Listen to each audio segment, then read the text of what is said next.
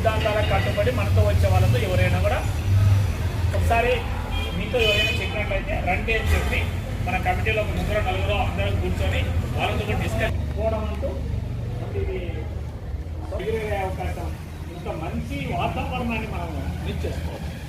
కొన్ని ఇబ్బందుల వల్ల అందరం కొంచెం సరిగా పూర్తిగా కలవలేకపోవడం అది ఇది జరిగింది, కానీ లేకపోతే మనము చాలా సంఘటితంగా చాలా బాగా ఉంటున్నాం. సో అవకాశం కల్పిస్తుంది. అక్కడికి ధన్యవాదాలు.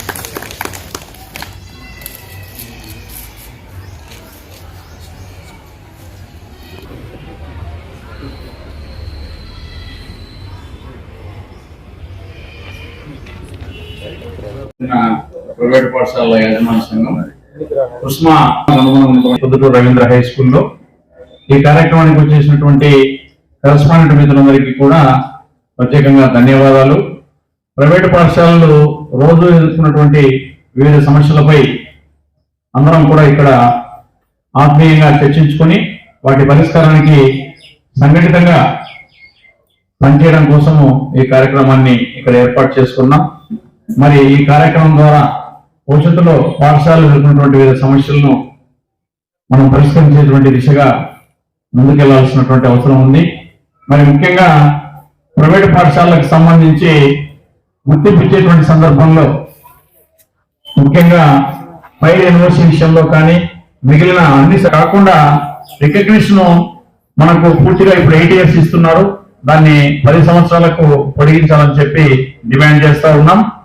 ఇంతవరకు కూడా 10 సంవత్సరాలు గుర్తింపు ఇచ్చేవాళ్ళు దాన్ని గత ప్రభుత్వంలో ఒకసారి 3 సంవత్సరాలు కుదించారు. మళ్ళీ వివిధ ప్రతిపాదనల ద్వారా దాన్ని 8 సంవత్సరాలు చేయడం జరిగింది.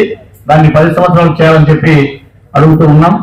అట్లాగే వెహికల్స్ కు సంబంధించి వ్యాన్లకు సంబంధించినటువంటి ఇన్సూరెన్స్ కూడా సరళతరం చేయాలని చెప్పి ఉండేటువంటి ఇన్సూరెన్స్ యొక్క ప్రీమియం తగ్గించాలని చెప్పి కూడా ప్రత్యేకంగా మేము ప్రభుత్వానికి విజ్ఞప్తి చేస్తూ ఉన్నాం.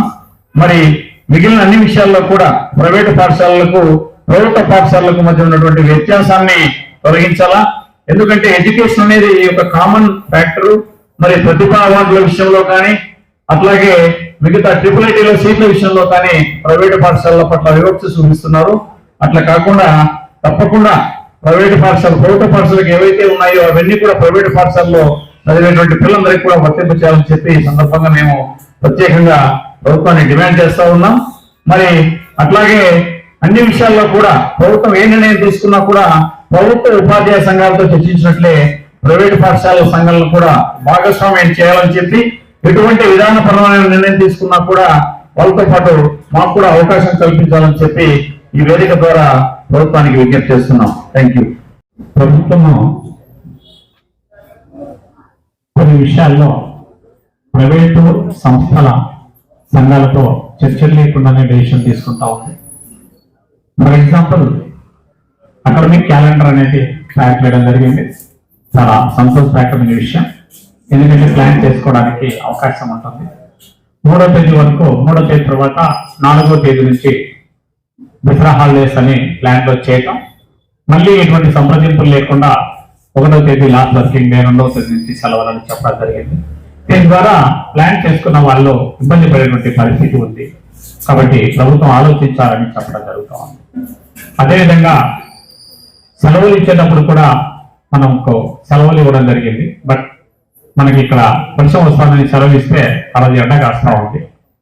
సో పిల్లలకు సెలవు ఇవ్వటం అనేది ఇబ్బందికరంగా ఉంటుంది. కాబట్టి దీనిపైన కూడా ఆలోచించాలని, అదేవిధంగా వర్కింగ్ డేస్ విషయంలో కూడా 220 అనేటువంటిది ఒక గెర్రీ తీసుకునే విధానం కాకుండా 230 కానీ 240 కానీ కొంచెం వర్కింగ్ డేస్ లో రిలాక్సేషన్ ఇవ్వాలని చెప్పి ప్రభుత్వాన్ని కోరుతున్నా.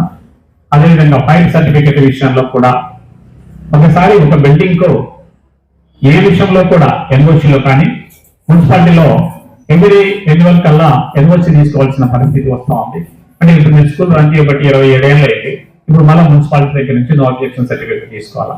నా బిల్డింగ్ వచ్చి 20 ఏళ్ళు అయింది. మళ్ళీ ఇప్పుడు దానికి శానిటరీ సర్టిఫికేట్ తీసుకోవాలి. ఈ విధంగా ప్రతిసారి తీసుకోవాల్సిన అవసరం వస్తూ ఉంది. ఒక స్కూల్ కు ఒకసారి ఒకటి సర్టిఫికేట్ తీసుకున్నట్లయితే ఆ సర్టిఫికేట్ కు ఒక లైఫ్ నిర్ణయించి ఆ లైఫ్ అంతా కూడా బిల్డింగ్ ఉంది. బిల్డింగ్ సౌండ్నెస్ సర్టిఫికేట్ ఉన్నట్లయితే ఈ బిల్డింగ్ 30 ఏళ్ళు 40 ఏళ్ళు ఉంటుంది. ఆ 40 ఏళ్ళు సౌండ్నెస్ సర్టిఫికేట్ అదే చల్లాలి.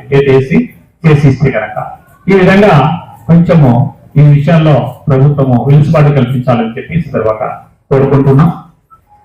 అన్నమాట ప్రభుత్వానికి విన్నవించుకునేది ఒకటే, మా స్కూళ్ళు కార్పొరేట్ స్కూల్ కాదు, ఓన్లీ బడ్జెట్ స్కూల్, చిన్న చిన్న బడ్జెట్ స్కూల్. మా బడ్జెట్ స్కూళ్ళ పైన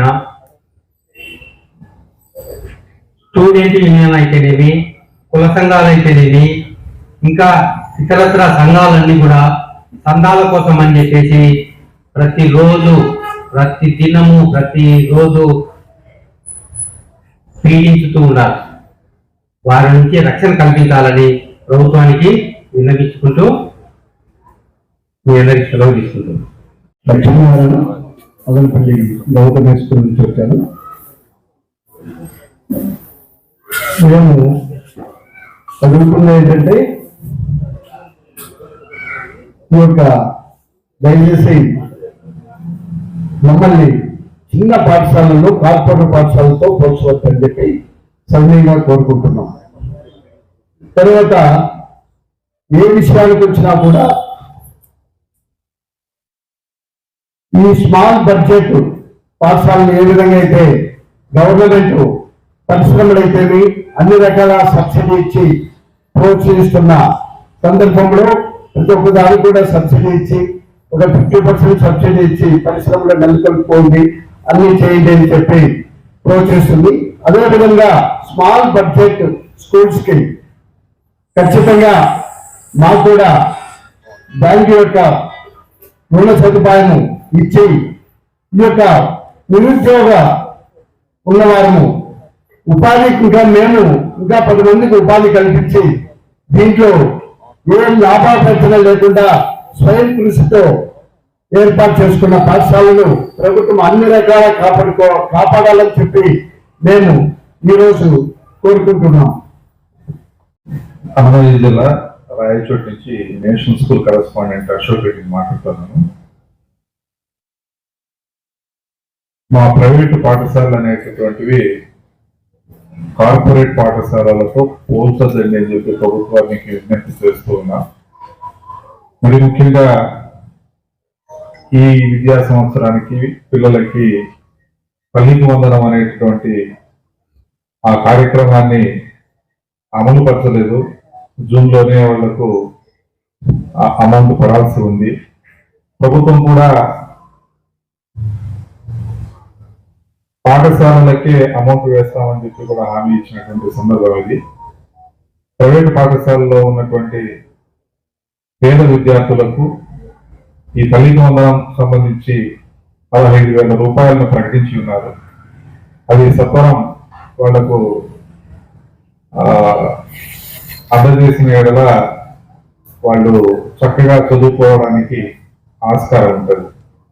అలాగే ప్రైవేటు పాఠశాలలకు ఈ ఫైల్ సేఫ్టీ కానీ, సౌండ్ సర్టిఫికేట్ కానీ, శానిటరీ సర్టిఫికేట్ కానీ వీటిని ఒకసారి రికగ్నిషన్ ఇచ్చిన తర్వాత 8 సంవత్సరాలు కానీ 10 సంవత్సరాలు కానీ ఇచ్చిన తర్వాత అప్పటి వరకు కూడా అన్ని సంవత్సరాలకు ఫైల్ సేఫ్టీ కూడా ఇవ్వాలా అని చెప్పేసి మేము కోరుతూ ఉన్నాం. ప్రభుత్వం విన్నపాన్ని ఆలోచిస్తుందని చెప్పేసి ఆశిస్తున్నాం. Thank you.